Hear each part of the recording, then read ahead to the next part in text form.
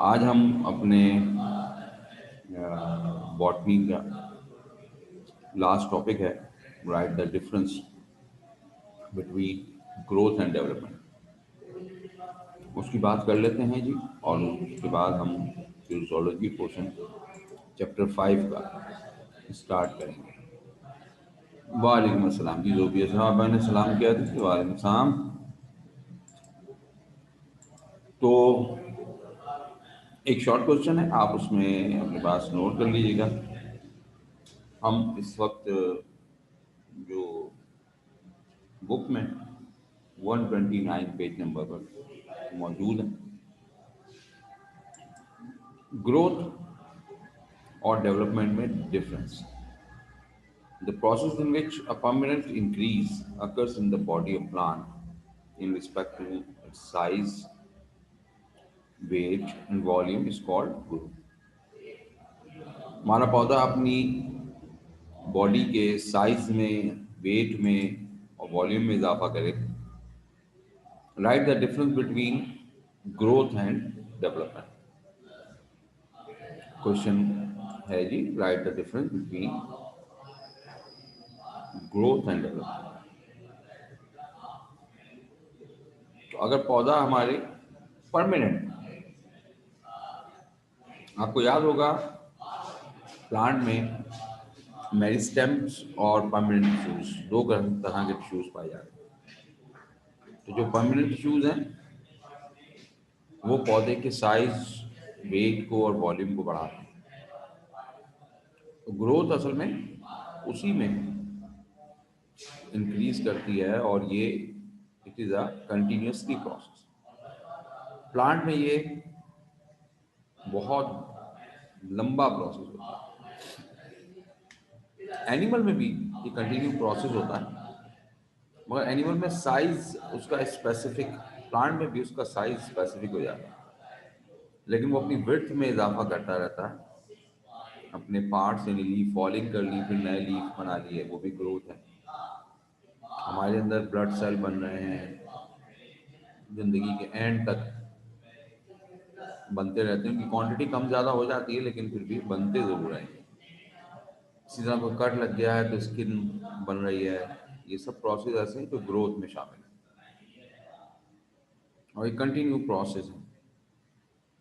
Different parts in plant show different growth. पौधों के branch या लीफ या फ्लावर वो मुख्तलिफ ग्रोथ को शो कर रहे होते हैं। ठीक है जी। जबकि हमारी ये ग्रोथ जो होती है वो लाइफ का second part, book number 129, book का पेज नंबर 129 पर जब एंड हो गया हमारा प्लांट का और एनिमल शुरू हो रहा, तो वहां पर आप लिख लें, ये कहीं से भी पूछ लेते हैं हमसे, ग्रोथ और डेवलपमेंट का डिफरेंस। प्लांट के बीज बनने तक का जो प्रोसेस है वो हमारा डेवलपमेंट होता है, क्योंकि उसमें एम्ब्रियो बन रहा हो। जबकि एम्ब्रियो जब डेवलप होने लग जाता है, यानी ग्रो करने लगता है, जिसे आप सीडलिंग कहते हैं या जर्मिनेशन कहते हैं, तो वो प्रोसेस ग्रोथ कहलाता है। तो इसका ये सेकंड फेज होता है किसी भी ऑर्गेनिज्म की लाइफ का। जबकि development is the changes of eggs to multicellular adult organisms. अब डेवलपमेंट होने के लिए हमारा एम्ब्रियो जो एक सिंगल सेल जाइगोट से बनना शुरू होता है और एम्ब्रियो फॉर्म हो जाता है, तो उसे हम डेवलपमेंट कहते हैं। ये एम्ब्रियो बनने तक का जो प्रोसेस है वो डेवलपमेंट है। इसका मतलब है कि ये एक शॉर्ट ड्यूरेशन प्रोसेस है। एनिमल्स में इसकी अफादियत या इसका स्टेबिलिटी 50% होती है। एम्ब्रियो किसी भी वक्त किसी भी वजह से बनना बंद हो सकता है। प्लांट में भी ऐसा होता है, लेकिन प्लांट में बहुत कम, कि उसके एम्ब्रियो यानी बीज बनना और उसके उसके बाद एम्ब्रियो का प्रोसेस। ठीक है ना। रुक रुक कर आ रही है इकरा को मेरी आवाज, तो इकरा तुम्हारा नेटवर्क प्रॉब्लम कर रहा होगा, अपने नेट को देखिए। ठीक है। ये यानी डेवलपमेंट जो है वो शॉर्ट ड्यूरेशन है, एम्ब्रियो फॉर्म होने तक हमारा डेवलपमेंट है। एम्ब्रियो के बाद जब वो अपनी फर्दर ग्रोथ शुरू करेगा तो वो ग्रोथ है। सीड और spore development in plant into a plant. तो पौधों में स्पोर बनने का प्रोसेस या सीड बनने का प्रोसेस जो है वो इनकी डेवलपमेंट कहलाती है। जबकि ये जिंदगी का पहला स्टेज होता है। बीज भी पहले बनेगा और बीज से फिर बाद में प्लांट बनेगा। इसी तरह एम्ब्रियो बनेगा एनिमल्स में, एग में फर्टिलाइजेशन होगी और एम्ब्रियो फॉर्म होगा। एम्ब्रियो जब पैदा हो जाएगा तो वो अब ग्रोथ शुरू कर देगा। तो इस तरह से ये दोनों, यानी अगर वैसे यूजुअली प्लांट्स में हम ये यानी बॉटनी के पोर्शन में ये सवाल हमारे से पूछा जाता है, जूलॉजी में कभी हमने इसको नहीं देखा। तो प्लांट के रेफरेंस से आप चार डिफरेंस इसके बता सकते हैं आसान से। ठीक है जी। उसके बाद चलते हैं हम एनिमल्स में, और एनिमल्स का मतलब है जूलॉजी। चैप्टर 5 है ये मिस्टेकली 12 लिखा हुआ और इसको चैप्टर 5 कर लीजिएगा। तो चैप्टर के स्टार्ट में हमने एक छोटी सी डेफिनेशन पढ़ी थी, developmental changes is called embryology. Developmental biology की बात कर लें या एम्ब्रियोलॉजी कह दें उसको, study of the developmental stages of embryo is called embryology. यूं भी कह सकते हैं आप कि एम्ब्रियो में जो कुछ चेंज आ रहा है तो वो चेंजेस आपने देखने हैं तो उसे आप एम्ब्रियोलॉजी कहते हैं। अगर आप लोग कॉलेज जा रहे हों, अब तो नहीं, यानी जब लॉकडाउन से पहले, तो आपको प्रैक्टिकल अगर किए हों तो परमानेंट स्लाइड दिखाई गई और उन परमानेंट स्लाइड में आपके पास चिक की दो स्लाइड भी होंगी, 42 या 48 आवर चिक्स और एक 72 आवर चिक्स। उसमें आपको एम्ब्रियो ऑफ द चिक दिखाया गया होगा 48 आवर्स के बाद और 72 आवर्स के बाद। Embryo early stage of development, embryo जो है वो हमारी बिल्कुल स्टार्ट की डेवलपमेंट होती है।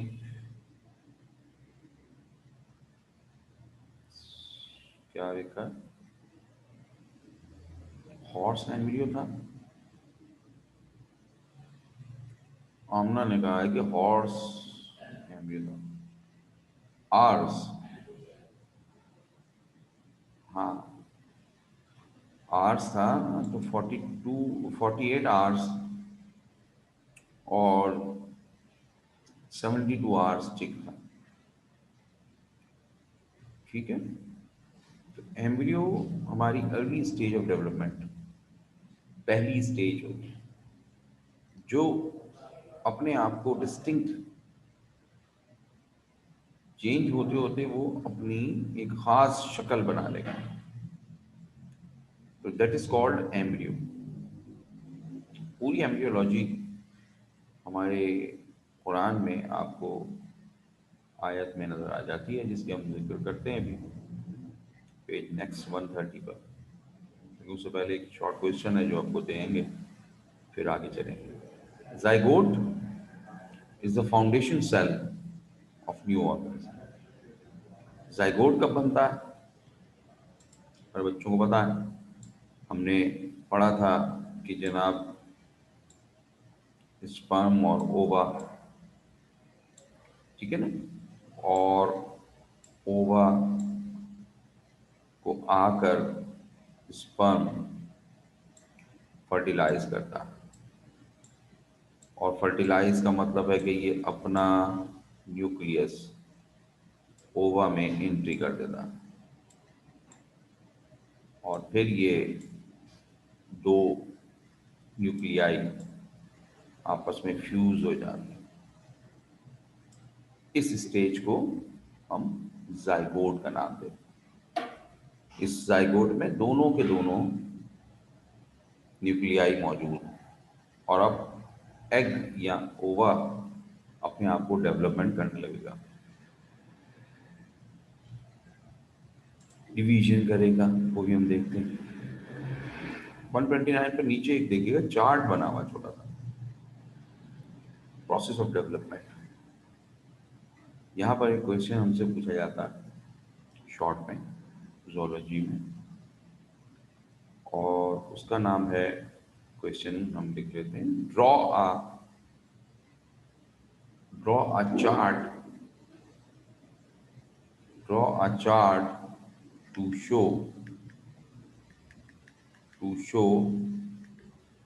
different stages different stages of development in animals. Draw a chart to show different stages of development in animals. Animals में होने वाली जो तब्दीलियां हैं डेवलपमेंट के दौरान, वो आपको यहाँ चार्ट की शक्ल में बतानी है। तो वो जो एक छोटा सा चार्ट बना वो बताना, उसके बराबर में राइट हैंड साइड पर आपको उस चार्ट का एक एक हेडिंग की छोटी सी डिटेल दी हुई है, वो हमें यहाँ नहीं बतानी। ठीक है, उन्होंने सिर्फ चार्ट पूछा आपसे, और वो चाहे आप सर्किल बनाकर बना दें या ट्राइंगल बना दें, वट एवर, जैसे मर्जी बना दें, मगर सीक्वेंस आपकी यही होनी चाहिए, सीक्वेंस में तब्दीली ना आए। ठीक है ना, मिल गया ना सबको? सीक्वेंस आपको है बनी हुई, gamete formation, fertilization, cleavage, gastrulation, organogenesis, then growth. तो सीक्वेंस हमारी यही हो। अब चाहे आप बॉक्सेस बना लें या स्ट्रेट एरो से दिखा दें, कोई मसला नहीं है। हम यहाँ पर इसकी बात करेंगे गैमीट फॉर्मेशन कैसे हो रही है। ये हम पढ़ चुके हैं चैप्टर 4 में, formation of ova and sperm, and maturation is called gamete formation. They are haploid. तो गैमीट जो स्पर्मेटोजेनेसिस आपने पढ़ा, ओवा फॉर्मेशन जो oogenesis आपने पढ़ा। तो ओवा का बनना या स्पर्म का बनना और फिर मैच्योर हो जाना, that is called gamete formation. ये गैमीट्स हमेशा जो बनेंगे वो हैप्लॉइड होंगे। जैसे हम अपने ह्यूमन की अगर बात करें तो हमने कहा था जी हमारे पास 46 क्रोमोसोम होते हैं। तो जो स्पर्म बने ह्यूमन मेल में, उन स्पर्म में 23 क्रोमोसोम्स, और ह्यूमन फीमेल में जो ओवा बना उसमें भी 23 क्रोमोसोम, ये आकर मिल जाते हैं तो जाइगोट में दोबारा से हमारे क्रोमोसोम्स की तादाद 46 हो जाती है। ये ज़रूरी है। ठीक है, और प्रोसेस आपने देखा हुआ, हम उसकी डिटेल में नहीं जा रहे। गैमीट फॉर्म होते हैं, तो गैमीट फॉर्म होने के बाद आपस में फ्यूजन होती है, जो आपने देख ली, ये फ्यूजन हो रही है। ठीक है, और ये फ्यूजन का मतलब है कि न्यूक्लियाई आपस में मिल रहे हैं, स्पर्म्स के और ओवा के, और इसे हम कहते हैं फर्टिलाइजेशन। अब ये एनिमल पर डिपेंड करता है कि वो इंटरनल कर रहा हो या एक्सटर्नल कर रहा हो। हायर एनिमल्स में यूजुअली इंटरनल होती है, लोअर एनिमल्स में ये एक्सटर्नल होती है। और इससे बनने वाला जो पहला सेल है जाइगोट, वो हमेशा डिप्लॉयड होगा। ठीक है, फिर हम कहते हैं क्लीवेज। क्लीवेज में हमारे पास सेल डिवीजन शुरू हो जाती है, माइटोटिक। ये जो हमारा जाइगोट है, ये फिर फर्टिलाइजेशन कंप्लीट होने के बाद इस तरह से उसमें एक ऊपर से लाइन नजर आती है। अब ये भी डिफरेंट एनिमल्स में डिफरेंट तरीके हैं, लेकिन लाइनिंग जरूर स्टार्ट होती है। इस लाइनिंग को आप क्लेवेज कहते हैं। जैसे दीवार होती है, दीवार में एक छोटा सा अगर कमजोर हो जाए तो दरार सी आ जाती है, दैट इज कॉल्ड क्लेवेज। दीवार टूटी नहीं है, एक साइड से हो सकता है नजर आ रहा हो, पीछे से नजर ना आ रहा। तो इंटरनल तौर पर नहीं होता ये, एक्सटर्नली आपको नजर आ रहा। फिर जब ये बढ़ता चला जाता है तो फिर दो सेल हमें, सेल वन और सेल टू, ये बन जाते हैं। ये अलग नहीं होते, फिर फौरन ये मजीद माइटोटिक डिवीजन करते हैं, फिर चार बन जाते हैं, फिर आठ, फिर 16, फिर 32 और फिर 64, 64। देन 64 के बाद हमारी ये अनकाउंटेबल, काउंट नहीं कर पाएंगे हम, क्योंकि अब पहला सेल भी डिवाइड हो रहा है, आखिरी 64 वाला भी डिवाइड हो रहा है, तो पता नहीं कितने सारे डिवाइड हो जाते हैं। तो बहुत सारी डिवीजन शुरू हो जाती है और एक पूरी बॉल बनना शुरू हो जाती है। बॉल बनने के प्रोसेस को मोर्यूला और फिर ब्लास्ट्यूला फॉर्म होती है। देन ब्लास्ट्यूला के बाद सेल्स अपनी अपनी जगह, अपनी अपनी पोजीशन पर जाते हैं, जिसे गेस्टुलेशन कहा जाता है। और गेस्टुलेशन में तीन जर्मिनल लेयर बनती है। इसीलिए जब हम आगे चलकर सवाल करेंगे एक लॉन्ग क्वेश्चन, तो उसमें development of chick up to three germinal layer की बात करेंगे। तो डेवलपमेंट ऑफ चिक हमें बतानी होगी three germinal layer, that is called gastrulation. और इसमें जो बॉल या स्ट्रक्चर फॉर्म होता है उसे गेस्ट्यूला कहा जाता है। ये हम डिटेल में आगे चलकर देखेंगे अभी, ठीक है। इसलिए बड़ी टेंशन ना लीजिए, इसकी कोई डिटेल है हमारे पास लॉन्ग क्वेश्चन। ये दरअसल जो गेस्टुलेशन होती है, तो इसमें हमारे तमाम सेल्स अपनी अपनी अरेंजमेंट में आ जाते हैं। जिसने ब्रेन बनाना है वो ब्रेन पोजीशन पर जाता है, जिसने हार्ट बनाना है वो हार्ट की पोजीशन पर जाता है। इसी तरह जितने ऑर्गन्स बनाने वाले तमाम चीज़ें हैं, तमाम सेल्स हैं, वो अपनी अपनी पोजीशन को पहुंच जाते हैं। और ये पोजीशन बनने के बाद अब वहाँ जो सेल्स हमारे मौजूद होते हैं, वो सेल हमारे उन ऑर्गन्स को, जिन ऑर्गन्स के लिए वो सेल बने हैं, वो ऑर्गन प्रोड्यूस करने लगते हैं। This process called organogenesis. तो फिर हमारा वो प्रोसेस कहलाता है ऑर्गेनोजेनेसिस। ठीक है। और ऑर्गन बन गए तो डेफिनेटली एनिमल का एम्ब्रियो डेवलप हो जाता है और फिर हमारा ग्रोथ शुरू हो जाती है। जब एनिमल यानी एम्ब्रियो फॉर्म हो गया, तो एनिमल फॉर्म होने के बाद पैदा होगा, चाहे वो एग में से यानी चूजा अंडे से निकले, या फिर कोई एनिमल डायरेक्टली पैदा किया जाए, मैमल है तो वो फिर अपनी ग्रोथ शुरू करेगा, फिर वो एडल्ट, फिर साइकिल चल पड़ती है। ठीक है। तो ये हमने से ये जो चार्ट है वो आपने वहाँ बनाना है आंसर में, शॉर्ट में। गेस्टुलेशन में बेटा होता यह है कि हमारे जो सेल्स हैं एम्ब्रियो के, पहले क्लेवेज, फिर मॉर्यूला, फिर ब्लास्ट्यूला, इस दौरान में सेल एक जैसे नजर आते हैं आपको। कुछ सेल छोटे होते हैं, कुछ बड़े होते हैं, लेकिन उनका स्ट्रक्चर डिफरेंट नहीं होता एक दूसरे से, वो सेम होंगे। फिर जब ये अपनी पोजीशन पर यानी गेस्टुला बनाते हैं, तो उसमें ये तीन अलग अलग लेयर बनाते हैं, थ्री जर्मिनल लेयर। और उन थ्री जर्मिनल लेयर के बाद ये डिफ्रेंशिएशन शुरू कर देते हैं। अब सेल वैसे जब शुरू में बने तो सारे के सारे एक जैसे हैं, लेकिन गैस्ट्रूला में हार्ट बनाने वाला सेल बीटिंग भी शुरू कर देगा और उसका स्ट्रक्चर भी चेंज हो जाएगा। अब जब वो अपने आप को डेवलप डिवाइड करेगा तो वो हार्ट बनाने वाले सेल्स बनाकर चला जाएगा। इस तरह पूरा ऑर्गन ऐसा ऐसा फॉर्म हो। ठीक है, पेज नंबर 130 पर आपको थोड़ा सा चलना है और आप देखिए, और थोड़ी सी इस्लामियात हम पढ़ लेते हैं उसमें से।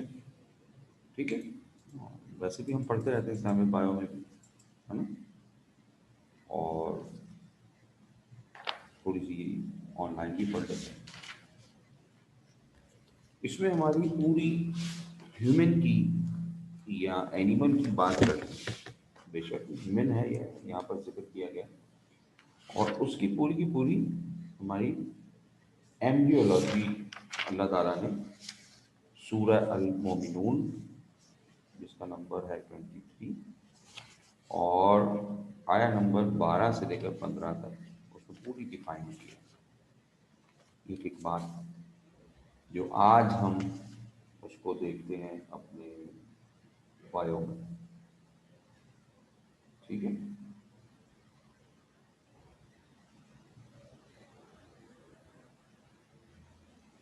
चलिए ये मैं आपको कुरान की आयत का हवाला दे रहा था, पढ़ के सुनाता हूँ साथ ही साथ। और मैं एक बार पहले भी शायद आपको फिजिकल क्लास में इसको बता चुका हूँ। यहाँ पर हम थोड़ी सी इसको एम्ब्रियोलॉजी के हवाले से दोबारा जिक्र कर लेते हैं। Verily he created man from a product of fat, और अल्लाह ताला फरमाते हैं कि मैंने इंसान को गीली मिट्टी से बनाया। Then place him as a drop of seed in a safe lodging, और हमने फिर इसे, यानी अल्लाह ताला फरमाते हैं कि हमने इस ड्रॉप को, इस कतरे को एक महफूज जगह रखा, लॉज यानी कि यूट्रस में रखा।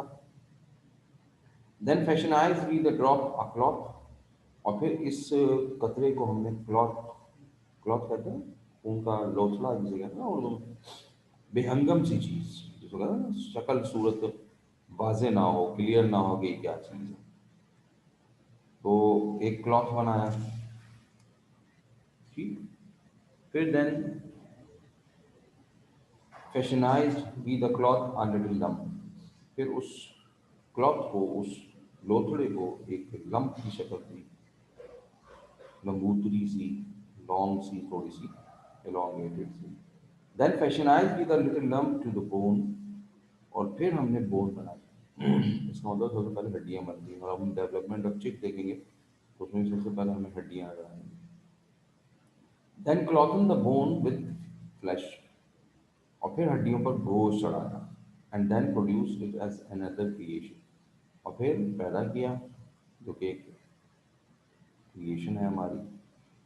सो ब्लेस्ड बी अल्लाह, तो अल्लाह की इबादत करो, द बेस्ट क्रिएटर, जो कि एक बहुत ज़बरदस्त क्रिएटर है।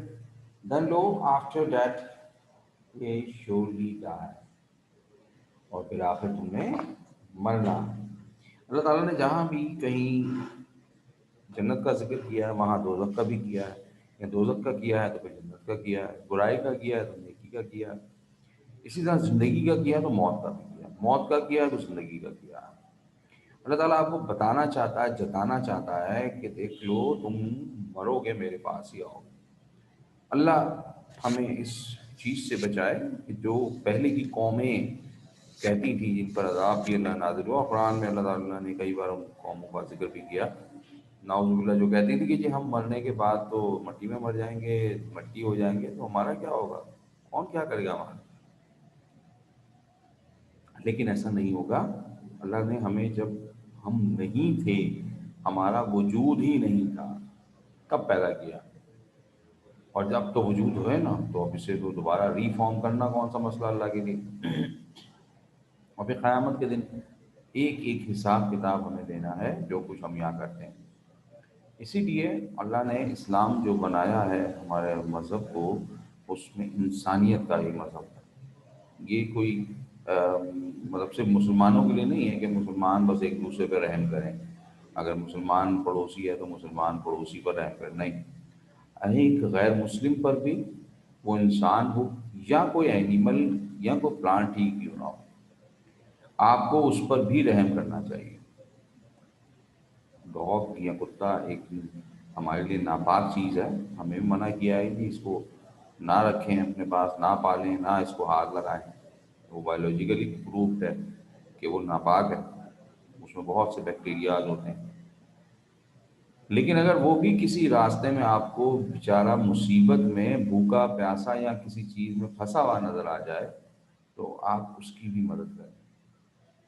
तो वो भी अल्लाह को बड़ा पसंद है, क्योंकि अल्लाह की मखलूक की मदद करना अल्लाह के लिए बड़ा ही ज़बरदस्त एक फेल है, एक नेकी का काम।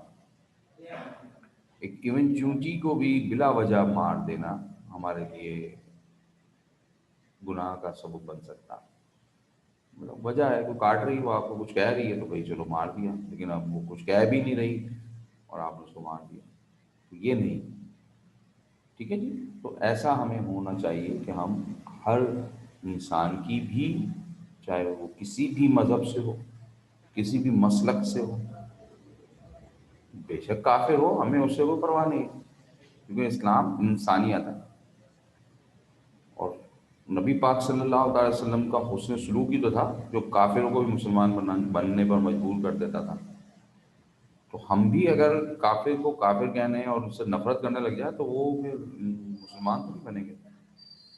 इसलिए हर इंसान, हर जानवर से आपको सिला रहमी करनी चाहिए, उसकी मदद करनी चाहिए। ठीक है जी। तो ये तो हो गई इस्लामियत। अब आ जाए वापिस बायो में।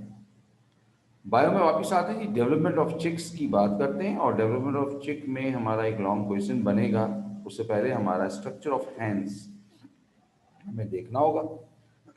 और स्ट्रक्चर ऑफ हैंड, जो कि अंडा हम रोज खा रहे हैं, आजकल बड़ा महंगा हो गया माशाल्लाह से, इसीलिए इमरान खान ने हमसे कहा था शायद 1 साल पहले कि भाई मुर्गियां पाल लो, अंडे घर के बना के खाना कम पैसों में, फ्री में। वो तो फ्री में होगा, मुर्गी बेचारी कुछ भी नहीं खाती, घर का बचा कुछ चीज़ें खिलाते रहे उनको, वो पलती रहेंगी।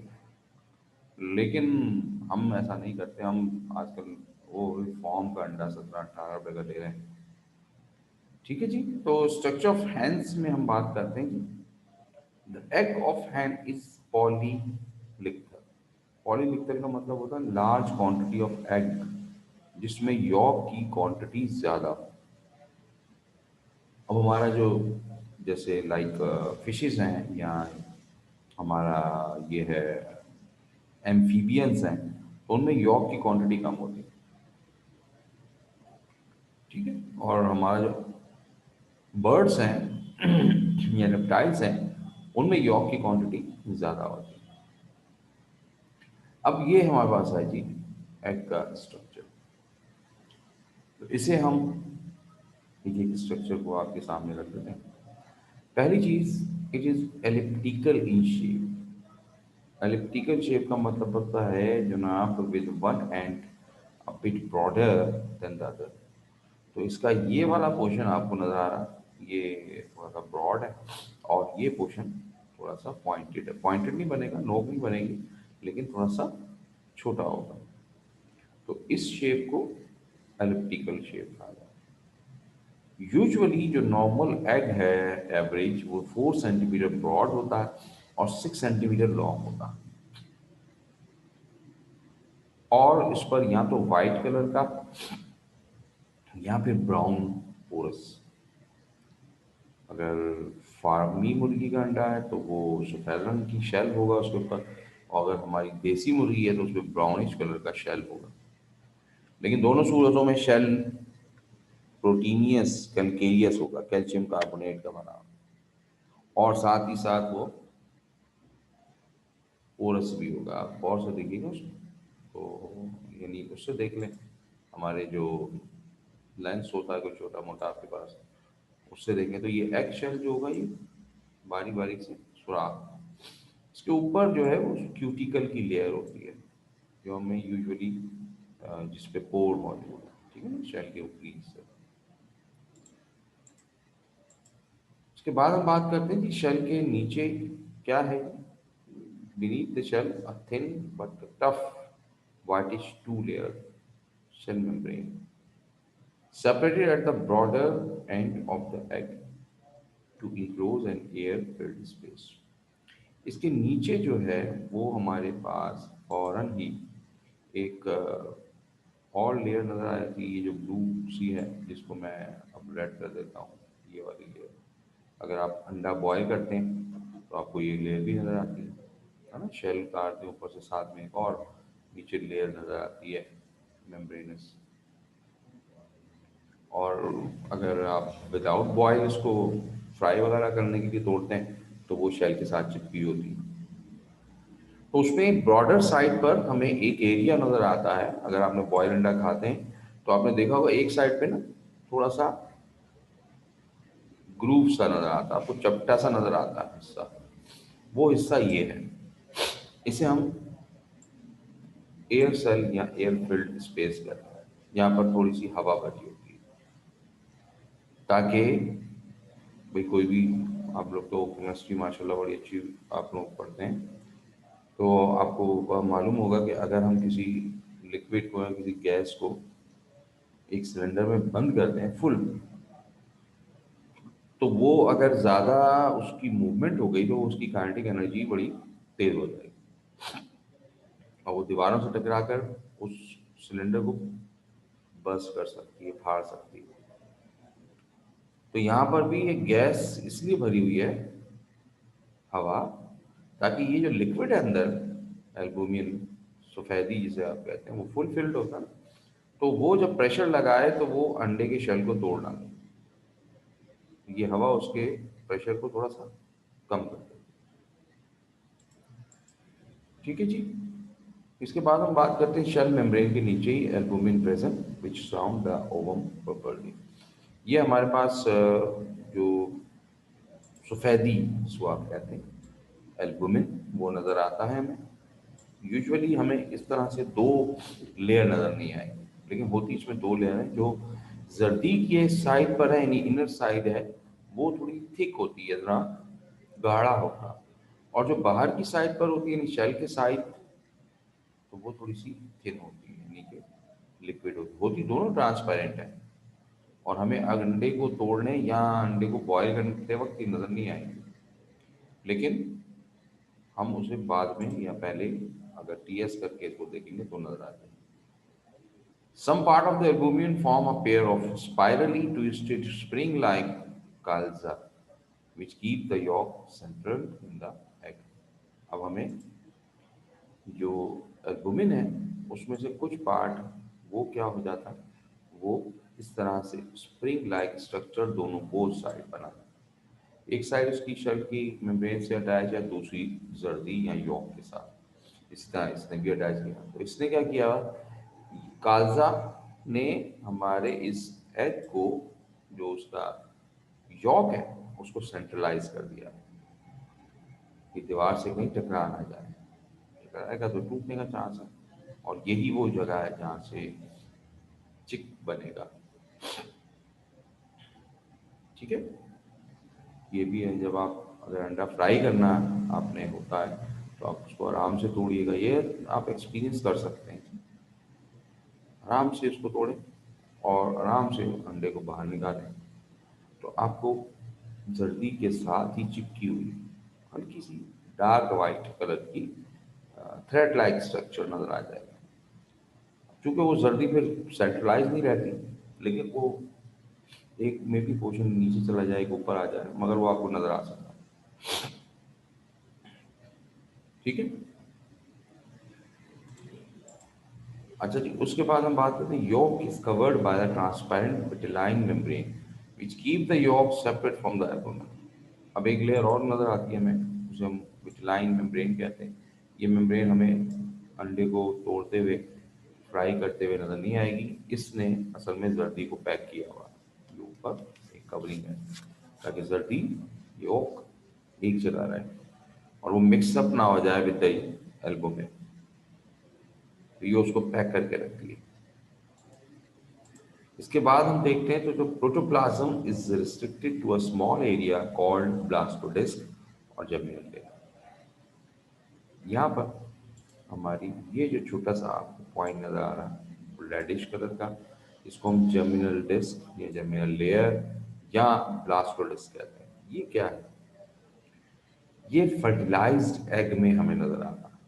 फर्टिलाइज्ड एग में जो अनफर्टिलाइज्ड एग होगा, जो हम फार्मी अंडा खाते हैं, वो अनफर्टिलाइज्ड एग होता है। और देसी मुर्गी का भी अंडा वो वाला जो फार्म से आ रहा हो, वो भी अनफर्टिलाइज होगा। घर में चूंकि मुर्गी और मुर्गा एक साथ रहते हैं, तो फर्टिलाइजेशन इंटरनल होती है, और हमारे एग बनने से पहले, यानी शेल कवर होने से पहले, स्पर्म जो है वो रीच कर लेते हैं ओवा को, और वहां पर जाकर डेवलपमेंट को स्टार्ट कर देते हैं। और वो जगह जहां वो स्टार्टिंग पॉइंट होता है, उसे जर्मिनल डिस्क कहा जाता है। ये एरिया, तो ये देसी अंडे में जो भी घर का है, उसमें आपको एक हल्का सा डॉट सा नजर आ जाएगा, रेडिश कलर का। लेकिन इसका मतलब ये नहीं होता कि ये अंडा खराब है। अंडा सही या खराब को अगर आपने चेक करना है, तो बहुत आसान सा तरीका है। आप अंडे को लें और उसे पानी में डाल दें, सादे पानी में। बर्तन इतना बड़ा हो कि अंडा उसमें डबल हो जाए, यानी कि डबल से मुराद है कि अंडे में अंडा उसमें डूब जाए, डबल होगा। अगर अंडा ऊपर नहीं आया और बॉटम में सेटल डाउन हो गया, तो समझ जाए कि अंडा खराब है, वो आप इस्तेमाल नहीं कर सकते। स्मेल आएगी उसमें से, क्योंकि किसी वजह से उसको टेम्परेचर थोड़ा सा मिल गया था, तो उसकी जो ब्लास्टोडिस्क थी या जर्मिनल डिस्क थी, उसने डेवलपमेंट शुरू कर दी होगी। और फिर टेम्परेचर कम हो गया होगा, तो वो वहीं रुक गई होगी, इस तरह अंडा खराब हो गया। या तो उसको टेम्परेचर कंटिन्यूसली मिले, तो चिक डेवलप होता रहेगा, और यहाँ बिल्कुल ही ना मिले, अंडा अपनी पोजीशन पर रहेगा। तो गर्मियों में अक्सर अंडे खराब निकलते हैं। उसकी बेसिकली वजह ये होती है, गर्मियों में टेम्परेचर चला गया जी 40, 42। अब ज़्यादा टेम्परेचर मिल जाएगा तब भी ये एम्ब्रियो बनते ही खराब हो जाएगा। और अगर आपने अंडा डाला है और वो ऊपर की सतह पर पानी में ऊपर तैर रहा है, तो वो सही है, ठीक, वो खराब नहीं।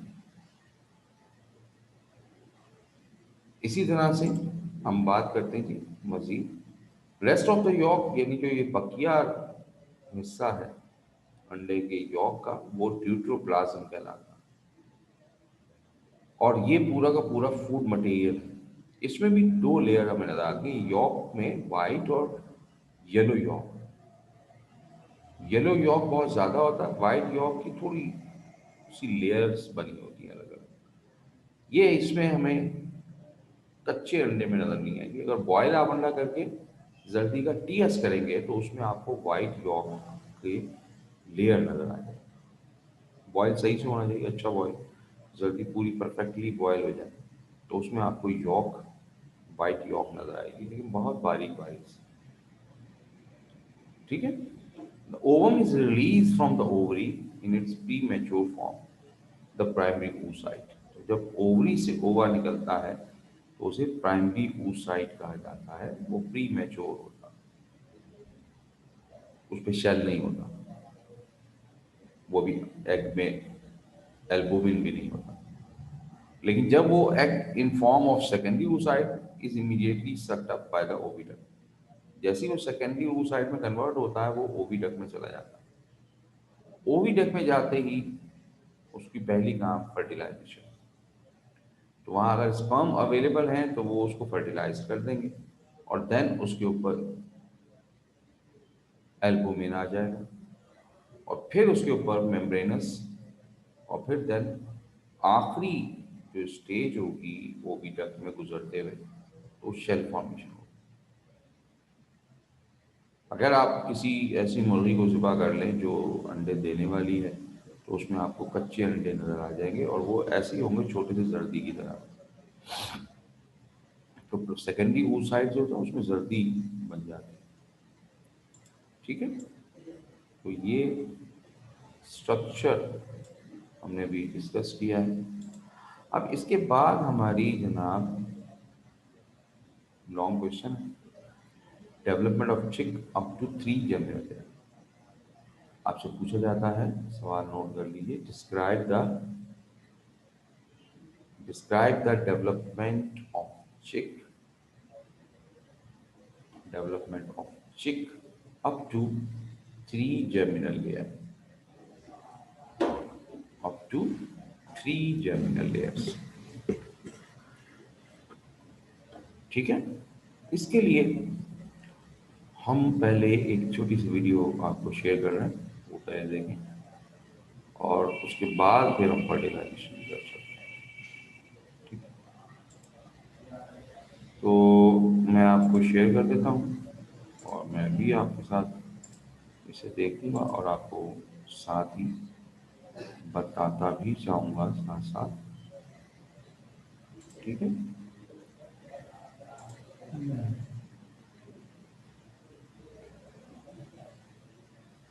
ये जी चिक एम्ब्रियो हमारा डेवलप होता है यूजुअली 21 डे।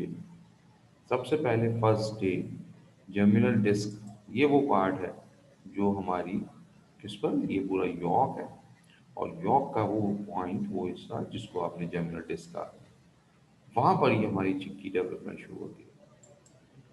पहले दिन एम्ब्रियो बनना शुरू होता है। ये हमारा एम्ब्रियो में अगले 24 घंटे में ये स्लिट्स बनती हैं, ये बनेंगी जाकर बोन फॉर्मेशन। ये है हमारी जो चिक की वर्टेब्रल कॉलम। डे सेकंड में इसमें चेंज आता है और ये हार्ट देख लीजिए आप, हार्ट ने बनने ही साथ धड़कना शुरू किया। उसके बाद इसमें से पूरी ब्लड लाइनिंग बनना शुरू होती है, क्योंकि यहाँ पर प्लासेंटा नहीं, लिहाजा ये पूरी ब्लड की लाइंस हमारी पहुंच जाती हैं जिसके ऊपर, और ये यहाँ से फूड सप्लाई शुरू हो जाती है। टेल बर्ड्स, ये इसका हेड है, आईज अभी नजर नहीं आ रही है आपको डे थर्ड में। ठीक है ना, अब आहिस्ता आहिस्ता हमारी नजर आएंगी। डे 4 उसकी wings, brain and eyes, knee, elbow. Day 5 में उसके लिम्स बनना शुरू हो रहे हैं। डे 6 में उसके डिजिट, बीक फॉर्मेशन हो रही है। डे 7 में बीक्स की डेवलपमेंट कंटिन्यू है और फिर उसके फीदर्स का स्ट्रक्चर, फीदर जहाँ से निकलेंगे तो उसकी जो एम्ब्रियोनिक स्किन है उसके ऊपर आपकी ये नजर आती है। अभी फीदर नहीं निकले। माउथ ओपन हो जाएगा, माउथ खुल गया है, क्लॉ की डेवलपमेंट पूरी हो गई डे 10th में। और फिर डे 11 में अब टेल फीदर सबसे पहले शुरू हुए, फिर scale form on feet and legs, और डे 13 में आईलिड्स फॉर्मेशन हो गई, आईज। और साथ ही डे 14 में चिक का जो हेड है वो आगे की तरफ मुड़ जाता है। आगे की तरफ से मुड़ा है उस जगह पर जहाँ पर एग का ब्रॉडर एरिया उस तरफ टर्न कर लेता, क्योंकि इसमें ब्रॉड एरिया में ये आसानी से फिट हो गया और एएसएल भी ये यहाँ पर इसे गैप प्रोवाइड कर देते हैं। और साथ ही साथ डे 15 में एब्डोमेन कट होकर इसके इनर साइड पर जाता है, फीदर कवर्ड करना शुरू हो जाते हैं पूरी बॉडी में। हेड क्योंकि बड़ा होता चला जा रहा है, इसका स्ट्रक्चर भी बड़ा हो रहा है, तो हेड जो है वो बॉडी के बिटवीन चला जाता है। Legs, embryo fills available space. 18वें दिन तकरीबन उसकी जो पूरी डेवलपमेंट है वो मुकम्मल हो चुकी होती है और वो शेल की पूरी जो स्पेस है उसको कवर कर चुका होता है। और उसके बाद 19वें दिन वो उस जो मेम्ब्रेन में जो एयर फिल्म मेम्ब्रेन थी उस जगह पर ये टक लगाना शुरू करता है। तो सबसे पहले ये उस एयर फिल्म मेम्ब्रेन को तोड़ता है, शेल अभी नहीं तोड़ा। 20वें दिन, अब ये 21वें दिन जाकर शेल को भी तोड़ना शुरू करता है। 21st डे भी हो सकता है, 20th डे भी हो सकता है। देन फिर ये बाहर आ जाता है। तो इस तरह से ये हमारा डेवलपमेंट ऑफ चिक आपको पूरी एक वीडियो की शक्ल में नज़र आई। ठीक है ना?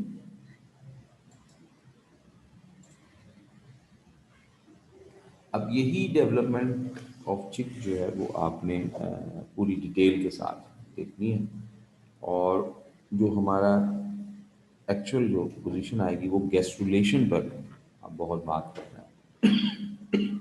तो मैं गेस्टुलेशन दिखाऊंगा जब, तो उसमें भी आपको एक वीडियो के थ्रू गेस्टुलेशन को और ज़्यादा इजीली समझ में आ जाएगी बात। पहले हम समझ लेंगे या पहले वीडियो देख लेंगे फिर बात कर लेंगे।